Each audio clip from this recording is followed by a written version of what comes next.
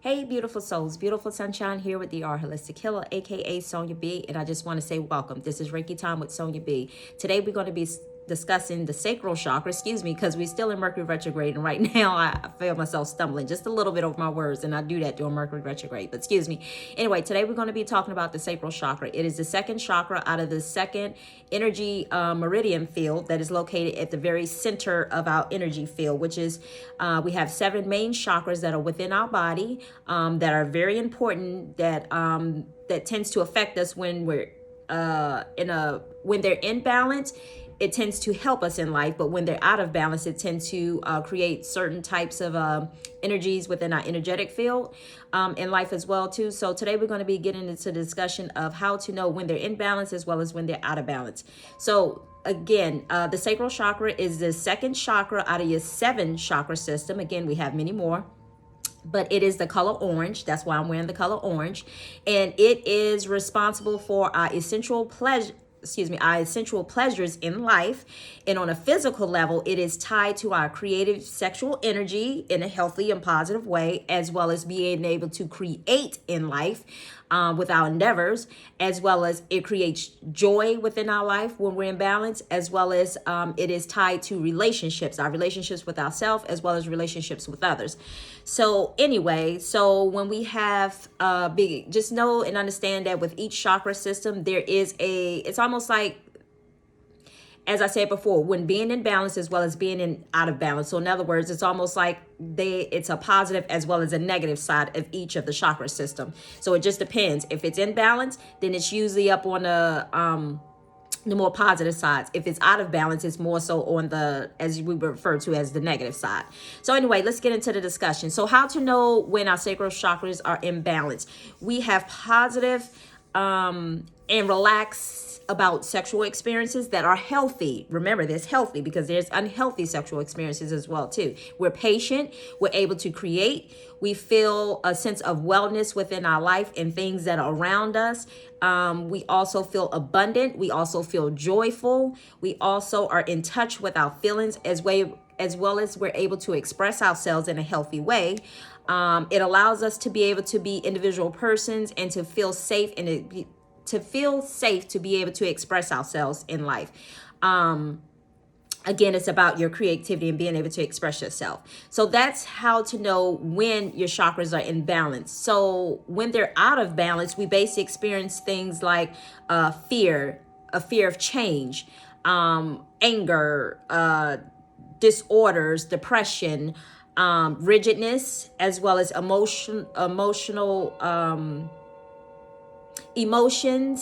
rigid emotions, as well as we also experience guilt, embarrassment, shame, distrust, anger, and feelings of victimization, as well as sometimes we can feel shut down in a sense, especially when they're out of balance, emotional instability, as well as sexual dysfunctions, like,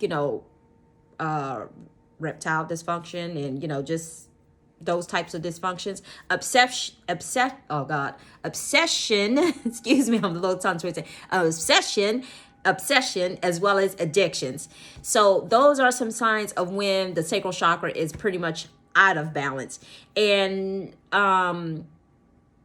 yeah, so that's is like the positive and the negative side of it. So now I'm going to just basically have a quick discussion in regards to the associated illnesses that are associated with the sacral chakra. So sometimes people can experience kidney problems, menstrual problems, creative blockages, as well as constipation, allergies, poor appetite, muscle cramps, low energies, cardia, which is again, AKA yeast infections, distrust. I'm sorry. Sorry. I'm sorry, in prostate disease. I'm sorry, just trying to look at my notes. So those are some things of how you know that are associated illnesses that are associated with the sacral chakra. So when one tends to experience some of these associated illnesses, and sometimes we're not even aware of this. So when we experience some of these associated illnesses, they're tied back to the sacral chakra in some sort of way. Sometimes it can have a lot to do with, your your upbringing throughout your childhood. And if it's not associated to that, if you had a pretty much good childhood and, you know, your parents were healthy and so on and so on, and the people around you were healthy, then usually it could be tied back to some sort of past life that was imprinted into the DNA that is basically coming up in this lifetime, you know, for healing in a sense. So just know that, you know, there are associated illnesses that are associated, that are tied to each and every one of these chakra systems.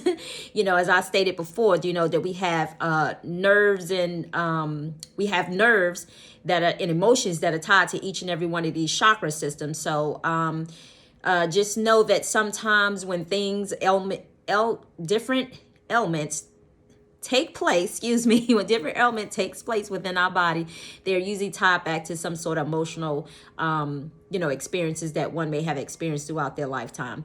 So anyway, I hope that information was helpful. Oh, and ways that you can take and balance this energy. So get creative. Like, if you really want to tap into this energy, just do anything creative. Like, you know, if it's cooking, singing, dancing, you know, just exercising,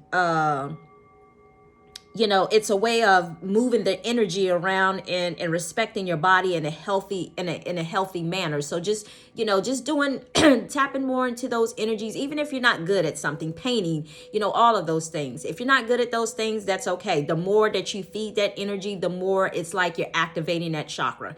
So anyway, I hope that information was helpful. And I just want to let you guys know that I am a Reiki practitioner. I'm sorry, I should have stated this in the beginning. I'm a Reiki practitioner as well as a Reiki master teacher.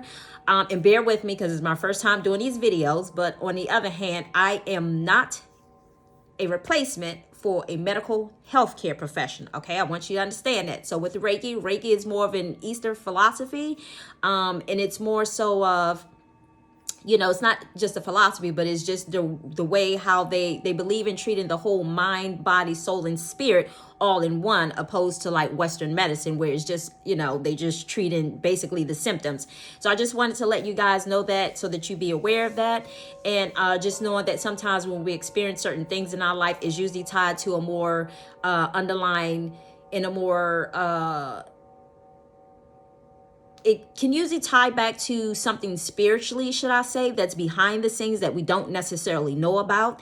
That, you know, when things come up in our life, that's a physical situation or an emotional situation, somehow spiritually it is tied back to some sort of pain or trauma that we may have experienced throughout our life, whether it was our upbringing, as I said before, or whether it was just tied back to some emotional trauma from a past life situation. Because as I stated before, that our bodies leave this earth, but our souls and everything that we observe, see, and hear is imprinted in our DNA system, and we carry in our soul goes with us throughout each and every lifetime.